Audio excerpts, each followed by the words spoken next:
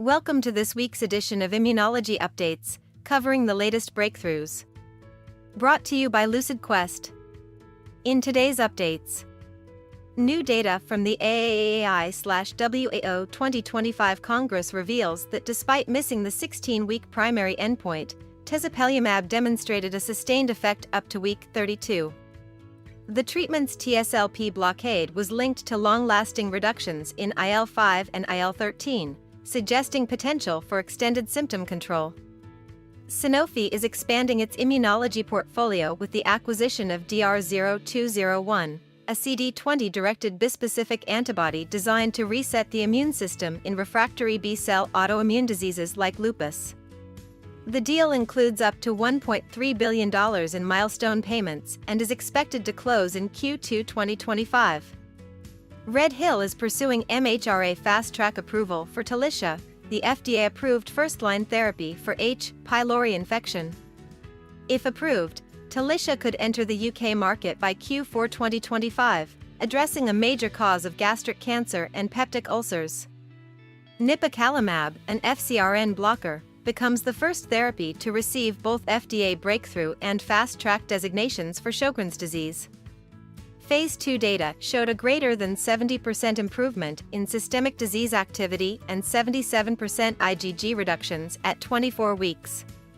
The Phase 3 Daffodil trial is now enrolling, with hopes of bringing the first targeted therapy for this debilitating autoimmune condition. TREMFYA, Sjögren, is now the only IL-23 inhibitor offering both subcutaneous and intravenous induction options. The Galaxy study showed superior clinical remission and endoscopic response at 1 year compared to Stelara.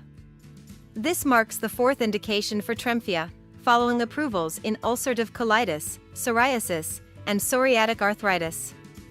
Kaken will pay $40 million upfront for ESK-001, a TYK2 inhibitor in Phase 3 trials for plaque psoriasis and Phase 2b for lupus.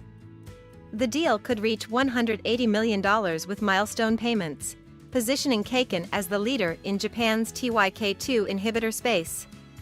The Boston-based startup is developing therapies targeting pathogenic immune cells while sparing healthy ones. Its lead program focuses on TRBV9+ T cells, key players in axial spondyloarthritis and HLA-B27-linked diseases. With backing from Novo Holdings and Droya Ventures, Hillstar plans to enter clinical trials in 2026. This year's conference will focus on actinic keratosis, psoriasis, and atopic dermatitis. Experts will discuss new biologic treatments, real-world evidence, and patient satisfaction in dermatology care. Actinic keratosis, a precancerous skin condition, will be highlighted for its role in preventing squamous cell carcinoma. That's all for today's update. Stay ahead in immunology research. Like, share, and subscribe for weekly updates.